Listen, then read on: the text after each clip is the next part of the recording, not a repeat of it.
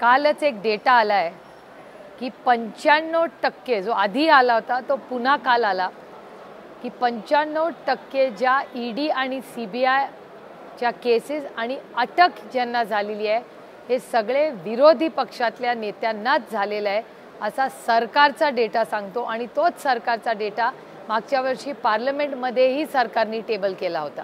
त्याच्यामुळे काल अरविंद केजरीवालांची जी अटक झाली ही दुर्दैवी आहे आणि लोकतंत्र आणि लोकशाही ह्याचा मला विचाराल तर हा खून रोज या देशात होतोय, कारण स्वातंत्र्य हे राहिलंच नाही। आणि जी इमर्जन्सीचा विरोध भारतीय जनता पक्षाने केला ती इमर्जन्सी अनाउन्स्ड इमर्जन्सी होती। आता असं वाटायला लागलं की या देशामध्ये इमर्जन्सी आहे पण ती घोषित नाही, एवढंच त्याच्यातलं अंतर आहे। जो विरोधात बोलतो त्याच्यावर कुठली ना कुठली कारवाई होते।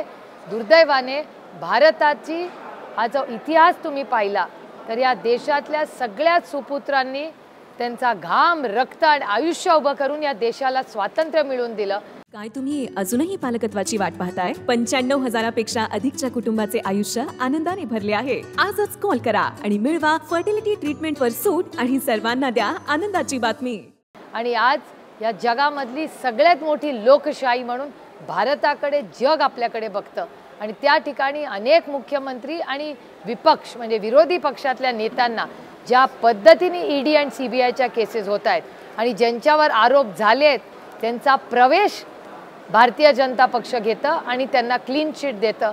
असे काश्मीर टू कन्याकुमारी किती डेटा तुम्हाला दाखवू, पण मला वाटत नाही हा योगायोग आहे।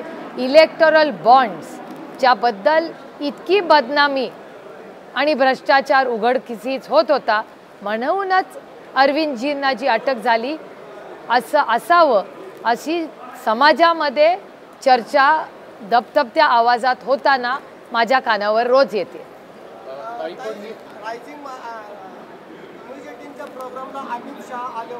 कशाच्या? न्यूज 18 त्यांनी असा आरोप केलेला आहे महाराष्ट्रामध्ये मुलीच्या प्रेमात राष्ट्रवादी काँग्रेस पक्ष फुटला तर पुत्र प्रेमासाठी शिवसेना पक्ष फुटला। हा किती प्रेमाचा आरोप आहे बघा। आधी जेव्हा ते यायचे तेव्हा आम्हाला नॅचरली करप्ट पार्टी म्हणजे फक्त भ्रष्टाचाराबद्दल आमच्याबद्दल बोलते। आता आम्हाला भ्रष्टाचारामधून मुक्त केल्याबद्दल मी त्यांचे विनम्रपणे आभार मानते। आणि जो कोणी साधारणपणे एका कुटुंबातला माणूस असतो ना ते मी आता आई आहे हो, माझी पण जीव माझ्या मुलांमध्ये अडकतो ना, त्याच्यात काय चूक, तो काही गुन्हा नाही आहे। भ्रष्टाचारापेक्षा मुली आणि मुलावर प्रेम असणं ही काही देशाची सेवामध्ये त्याच्यामध्ये काही मीठ टाकायचं काम नाही। बघा ना, इमर्जन्सीचाच भाग आहे ना काँग्रेसचे अकाउंट्स गोठवणे, त्याच्यानंतर ज्या पद्धतीने ईडी सीबीआयचा गैरवापर, एजन्सीज अतिशय चांगले आहेत पण एजन्सीजवर अदृश्य शक्ती जे प्रेशर टाकते हे चुकीचं आहे। जे इन्कम टॅक्स सीबीआय आणि ईडीचे सगळे लोक चांगले आहेत, ऑफिसर्स चांगले, ते त्यांचं काम करतात पण अदृश्य शक्ती त्यांच्यावर इतकं प्रेशर टाकते की बिचारे करतील काय? पापी पेट का सवाल आहे आणि नोकरी का सवाल, काय करतील बिचारे? त्याच्यामुळे ते अंडर प्रेशर।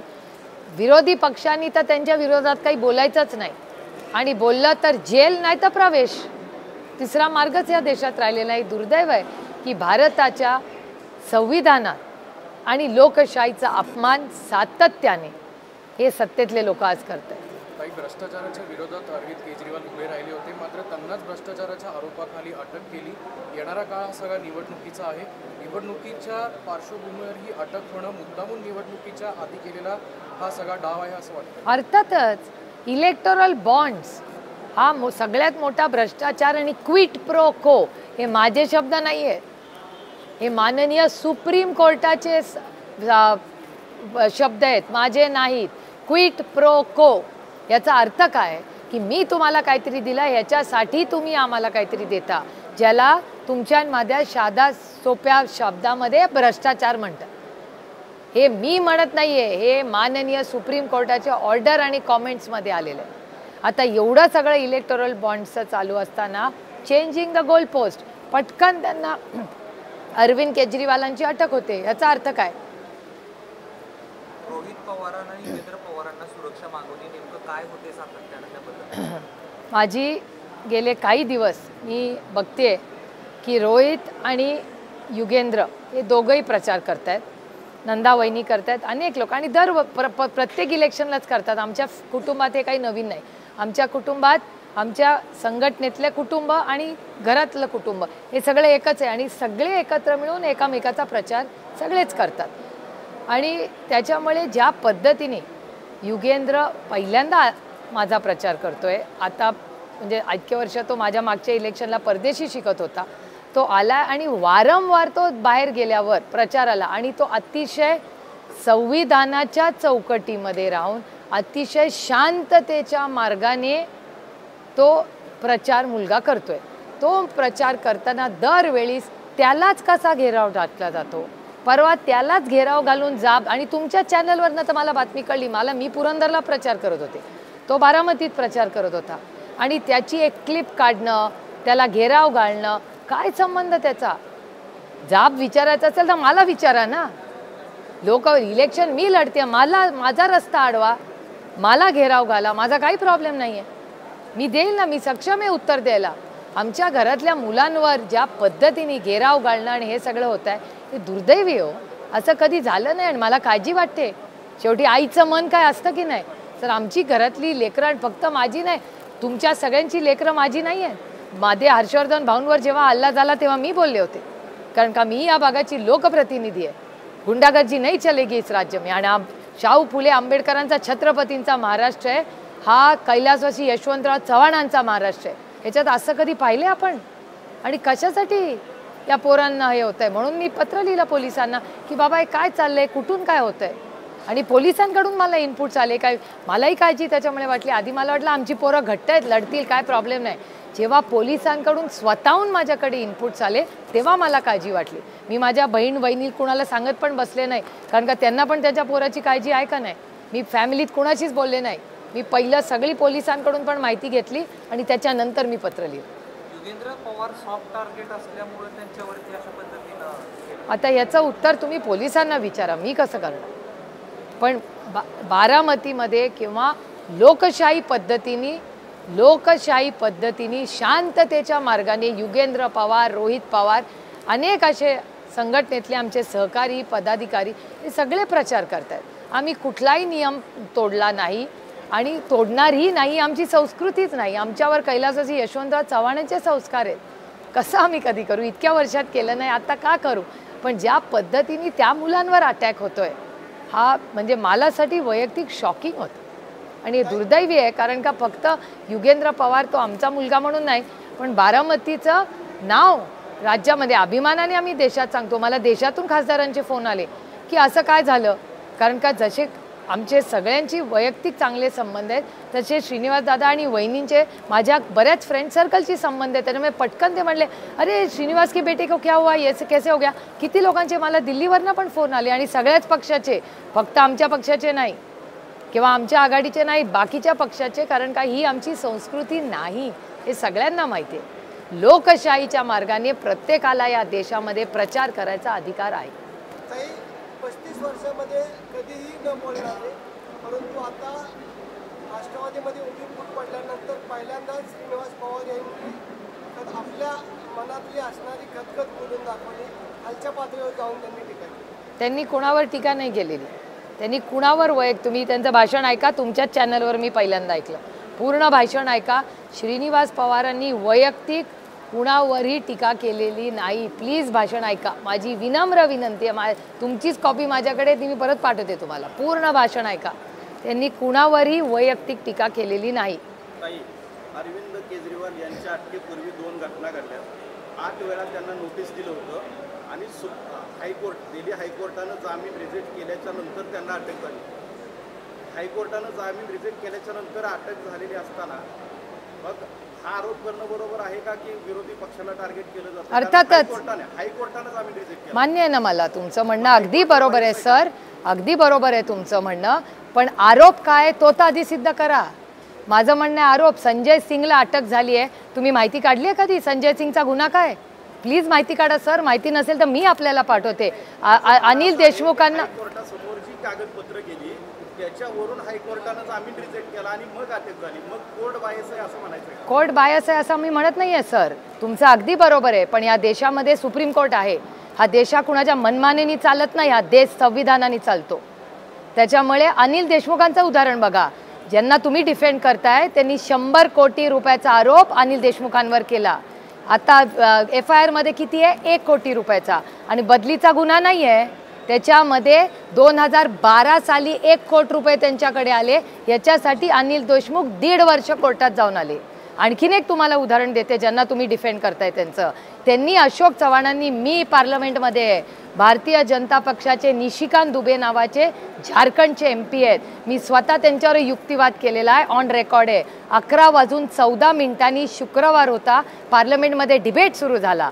झारखंडचे गोड्डा नावाचा मतदारसंघ आहे. निशिकांत दुबे भारतीय जनता पक्षाचे हाय परफॉर्मिंग MP आहेत.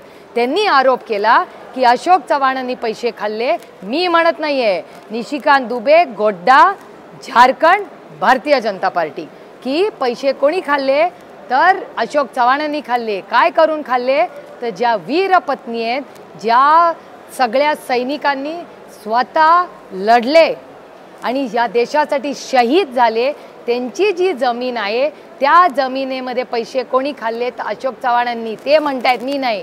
मी इथून उभी राहिले आणि म्हणाले की सर आपके कहाँ है डॉक्युमेंट्स, आप कैसे ऐसे अशोक जी के खिलाफ बोल सकते हो. ही झाला शुक्रवारचा युद्धवाद. शनिवार रविवार गेला, सोमवारी त्यांचा भारतीय जनता पक्षात प्रवेश झाला, मंगळवारी त्यांनी फॉर्म भरला आणि बुधवारी 6 वर्षासाठी ते भारतीय जनता पक्षाचे खासदार झाले आणि त्यांचा सन्मान झाला. त्याच्यामुळे इधर निशिकांत दुबेंनी खोटं बोलणं बंद करावं किंवा अशोक चव्हाणांनी आम्हाला उत्तर द्यावं की त्यांच्यावर आरोप खरे होते का खोटे होते. कारण का I am confused and as a citizen, मी एक नागरिक आहे, एक महिला, महाराष्ट्रातली, महाराष्ट्राच्या मुख्यमंत्री जे होते, एवढे मोठे त्यांचे वडील होते, त्यांना विचारते अतिशय प्रांजळपणे माझ्या अधिकारामध्ये की अशोक चव्हाणांनी आदर्श घोटाळा केला का नाही केला. त्याच्यामुळे अशी, आणि किती तुम्हाला जरा वेळ असेल तर अर्धा तास आपण बसूया. मी तुम्हाला काश्मीर टू कन्याकुमारी कुठल्या राज्यातून कुठे गेले, इलेक्टोरल बॉन्ड्स, लांब कशाला जायचं. इलेक्टोरल बॉन्ड्समध्ये गेमिंगची एक कंपनी आहे, त्या गेमिंगच्या कंपनीचा टर्नओव्हर 500 कोटी आहे. 500 कोटीचा माणूस 1300 कोटीचा इलेक्टोरल बॉन्ड्स कसे घेऊ शकतो. It's an interesting question. Megha मोठी इन्फ्रास्ट्रक्चरची कंपनी आहे, त्यांची आंध्र प्रदेशमध्ये आहे. त्यांनी 1000 कोटी रुपयाचे इलेक्टोरल बॉन्ड्स दिले. मेघाला सगळ्यात जास्त कॉन्ट्रॅक्ट्स कोणी दिले तर केंद्र सरकारने दिला असं मी म्हणत नाही आहे, पार्लमेंटचा डेटा सांगतोय. माझ्याकडे एक लिस्ट आहे अशी किती लोकांची ज्याला क्विट प्रो को, आणि मी म्हणत नाही आहे ज्या कोर्टावर तुमचा विश्वास आहे त्याच कोर्टावर माझा विश्वास आहे, त्यामुळे आपला विश्वास सेम आहे. त्याच सुप्रीम कोर्टाच्या हायेस्ट बेंच ज्याच्यात CJI आहेत त्यांनी शब्द वापरला क्विट प्रो को. साध्या भाषेत क्विट प्रो को म्हणजे मी तुम्हाला काहीतरी दिलं त्याच्या बदल्यात तुम्ही मला दिलं. याला सोप्या भाषेत, म्हणजे माझ्या मुलीला, लहान मुलीला समजायचं झालं त्याला सोप्या भाषेत भ्रष्टाचार म्हणतात. की मी तुम्हाला कॉन्ट्रॅक्ट दिला त्याचा तुम्ही मला electoral bond, simple language is भ्रष्टाचार. त्याच्यामुळे ह्या भ्रष्टाचार हा मी म्हणत नाही आहे दादा. अशोक चव्हाणांवर मी आरोप नाही केले, मी इलेक्टोरल बॉन्ड्समध्ये गफलाय मी काहीच म्हणत नाही आहे. मी फक्त कोर्ट आणि भारतीय जनता पक्ष काय म्हणले हेच अतिशय प्रांजळपणे, कारण का मला एवढं हे फायनान्स समजत नाही तर मला कोणीतरी समजून सांगावं, एवढीच माझी माफक अपेक्षा भारतीय जनता पक्षाकडे अतिशय विनम्रपणे. आम्ही जाणारच आहे. आम्ही नाही आणत आहे दादा, आम्ही नाही जाते दादा, आम्ही नाही इलेक्टोरल बॉन्ड्सचं केलंय. इलेक्टोरल बॉन्डचा क्विट प्रो कोचा आरोप मी नाही दादा केला, तो सुप्रीम कोर्टातून क्विट प्रो को आलाय. मी तुम्हाला धनंजय चंद्र त्याच्यातच तर बाहेर आलं, नाही तर बाहेर कसं आलं असतं. कोणीतरी कोर्टात गेलं म्हणून तर माहिती आली, कारण का RTI मध्ये electoral bonds was not open. PM care fund ती पण केस चालली आहे, it is not under RTI.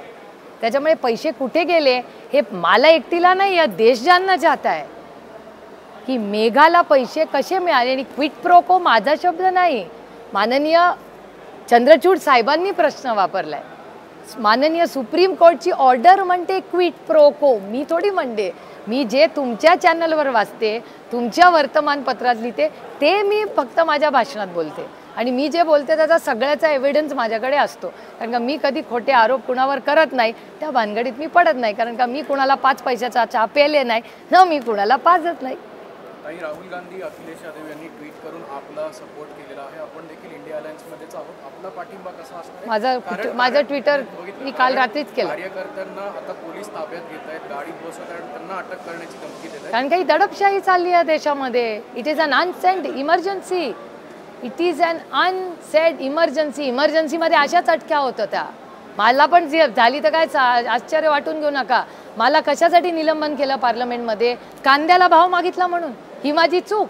जर कांद्याला भाव मागण्यासाठी आम्हाला पार्लमेंटमधून जर करत असाल निलंबन, तर मला हे निलंबन नाही, फाशी दिली तरी चालेल. कारण का या देशाच्या काळ्या मातीशी इमान राखणाऱ्या शेतकऱ्यासाठी मी लढते, आणि त्याच्यासाठी लढणं या देशात जर पाप असेल तर मला फाशी दिली तरी चालेल. मी या राज्यातल्या आणि देशातल्या शेतकऱ्यांसाठी आणि अन्यायाच्या विरोधात, भ्रष्टाचाराच्या विरोधात मी लढत राहणार. महाविकास आघाडीचे घटक पक्ष आपण संग्राम थोपटे असतील किंवा त्यांचे वडील आपल्याबरोबर आलेले, परंतु महायुतीचे घटक पक्ष असणारे विजय शिवतारे तिथं जाऊन मिठाचा खाडा टाकायचा प्रयत्न करतात, की म्हणतात आम्हाला बारामतीतनं पवार नकोच. पवारांचा काय बारामती 7-12 त्यांनी लिहिलेलं नाही, दुसरा उमेदवार हवा. ही लोकशाही आहे, प्रत्येकाला बोलायचा अधिकार आहे. तुम्ही पण इलेक्शन लढू शकता लोकसभेचं, वाय नॉट? लोकशाही आहे यार, लढलो क्या प्रॉब्लेम आहे? लोकशाहीमध्ये प्रत्येकाला मन मोकळं करायचा अधिकार आहे. अरे विरोधक पण दिलदार पाहिजे ना. हे आमच्यावरचे संस्कार आहेत चव्हाण साहेबांचे. आम्ही फक्त चव्हाण साहेबांचा फोटो नाही, दिल से है सब, हमारे खून में चव्हाण साहेब आहे. तुम्ही हर्षवर्धन भाऊंसाठी उभा राहिला, हो, ही लोकशाही आहे. हर्षवर्धन भाऊ तुमचे आभार मानणार आहेत? कशाला आभार मानायचे? मोठ्या भावांनी कधी आभार मानायचे नसतात. भाऊ तुम्हाला निवडणुकीत आभार मानणार? ते माझ्यापेक्षा वयाने मोठे आहेत, कर्तृत्वानी मोठे आहेत. त्याच्यामुळे माझ्या आईनी ना माझ्यावर खूप वेगळे आणि चांगले मध्यमवर्गीय मराठी संस्कार केलेत. आपल्यापेक्षा वयाने जो मोठा असतो ना, 6 महिन्यांनी असला तरी त्याचा सन्मान करायचे संस्कार माझ्या आईनी माझ्यावर केलेत. आणि आयुष्यात आणखीन एक संस्कार माझ्या आईनी केला आहे, की आयुष्यात 2 पैशाचं पण किंवा 2 मिनिटाचं पण काम कोणीतरी आपल्यासाठी किंवा मदत, सहकार्य, आशीर्वाद दिला असेल ना, तो आयुष्यभर लक्षात ठेव सुप्रिया. हे माझ्या आईचे माझ्यावर केलेले संस्कार आहेत. आता त्याचं उत्तर मी कसं देणार? ताई, आंबेगावमध्ये रोहित पवारांनी आज सकाळी पीसी घेत आंबेगावमध्ये एक आदिवासी आश्रम शाळा आहे, तिथे 46 रुपये लिटरचं दूध, 180 रुपयाचं दूध जे आहे ते 146 रुपये लिटरनी विकलं गेलेलं आहे, असा गंभीर आरोप केला. माय गॉड. 80 कोटी रुपयांचा भ्रष्टाचार. व्हॉट? हां, यावर नाही, हा खूप सिरियस आरोप आहे. जर रोहितनी केला असेल तर खूप गंभीर आरोप आहे. मला असं वाटतं त्याची इन्क्वायरी झाली पाहिजे. पश्चिम महाराष्ट्रामधल्या ज्या दूध डेअरी आहेत त्या देखील हा, हे धक्कादायक आहे. म्हणजे जर खरं असलं तर मला वाटतं हे प्रचंड वेदना देणारी गोष्ट आहे. एकूण 11 फाईल्स ओपन करणार आहेत असं रोहित पवार म्हणतात. त्यातल्या 2 फाईल्स त्यांनी केल्या, असे 9 म्हणजे सरकार भ्रष्टाचारी असं वाटतं. नाही आहे ते मी म्हणत नाही आहे, केंद्र कोर्ट म्हणत आहे. आता जे सरकार आहे ते भ्रष्टाचारी आहे मी म्हणायची गरजच नाही आहे. मला कोणी सांगितलं सरकार भ्रष्टाचारी आहे? तर सुप्रीम कोर्टाने सांगितलं. क्विट प्रो को हा माझा शब्द नाही आहे. क्विट प्रो को हा माननीय सुप्रीम कोर्टाचा शब्द आहे. त्याच्यामुळे केंद्र सरकारवर आणि जे सत्तेमध्ये आज बसलेले आहेत त्यांचा भ्रष्टाचाराचा आरोप मी कधीच केलेला नाही. माझी सगळी भाषणं काढून बघा. जे कोर्ट सांगतं त्याच्यावर मी विश्वास ठेवून बोलते. त्यामुळे आजपर्यंत मी एकही केव्हा तुमच्या चॅनलवर जे येतं किंवा वर्तमानपत्रात येतं तेवढंच मी सांगते. मी माझ्याकडे काय मॅन्युफॅक्चरिंगची कंपनी नाही इन्फॉर्मेशन आणि मी सत्यमेव जे आहे ते.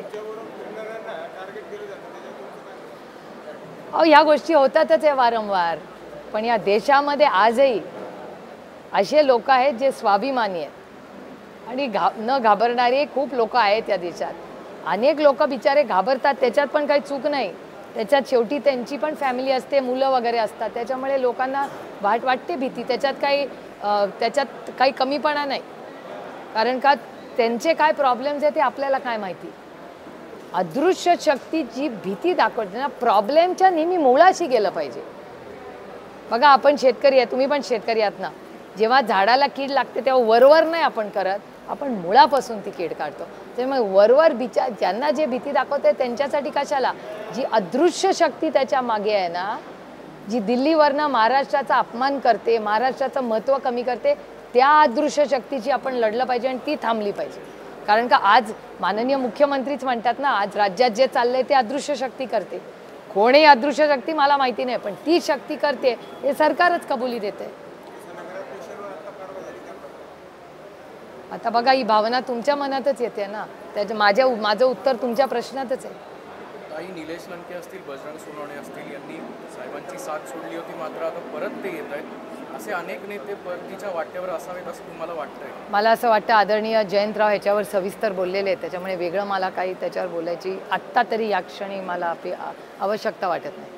श्रीनिवास पवार यांनी परवाचं भाषण तर तुम्ही पाहिलं असेल, तेव्हा सुज्ञ बारामतीकरांचे विचार असं नावाने एक पत्र व्हायरल झालं. त्याच्यामध्ये असं शर्मिला वहिनी असतील किंवा योगेंद्र पवार असतील यांच्या राजकीय महत्वाकांक्षी पोटी ते असं बोलले, असं म्हटलं. माझं म्हणणं आहे की कुणालाही महत्वाकांक्षा असणं, कुणालाही, म्हणजे तुम्हाला मला काय चूक. उद्या मला वाटलं की मला ABP माझाचं चीफ एडिटर व्हायचं आहे, what is wrong in it यार. ही लोकशाही आमच्याकडून, तर राजीव खांडेकरांना वाईट वाटायची काय गरज, तर ते आहेत ना. पण माझी महत्वाकांक्षा असेल तर त्याच्यात गैर काय. जर टॅलेंट असेल तर घे, नसेल टॅलेंट तर मला राजीव खांडेकरची जागा मिळणार नाही, असं येऊ शकतं ना. त्याच्यामुळे समजा अगदी आपण धरून चालूया की युगेंद्र आणि शर्मिला वहिनींना इच्छा, व्हॉट इज रॉंग. ही लोकशाही आहे, लोकशाहीमध्ये एवढा पण अधिकार नाही त्यांना. अरे ऐसा थोडी होता है. यस, पूछो.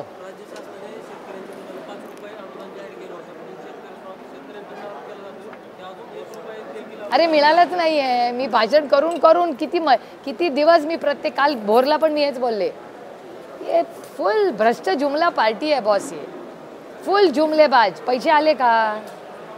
दुधाला पैसे वाढून त्यांना मिळाले का? नाही मिळाले. सोयाबीनला भाव मिळाला का? नाही मिळाला. साखरेला इथेनॉल पॉलिसी फुल U-टर्न केलाय, पूर्ण U-टर्न आहे इथेनॉल पॉलिसीवर. प्रॉब्लेम तो झालाय. उदयनराजे महायुतीमध्ये असून त्यांचं सीट जाहीर झालेलं नाहीये, त्यांना देखील दिल्लीच्या वाऱ्या करायला लागत आहेत. तुम्ही कसं बघताय साताऱ्याच्या सीटवर? मला असं वाटतं उदयनराजे 2 वेळा राष्ट्रवादी काँग्रेस पक्षाचे खासदार होऊन गेलेले. त्यांचा आणि त्यांच्या गादीचा आम्ही नेहमीच मान सन्मानच केलेला आहे. आणि आता ते एका वेगळ्या विचाराच्या पक्षात काम करत आहेत, तर तो त्यांच्या आघाडीचा अंतर्गत प्रश्न आहे.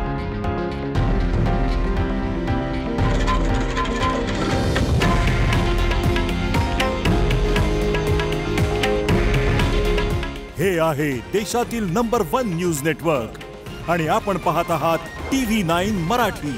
काळजी तुमची, हित महाराष्ट्राचं.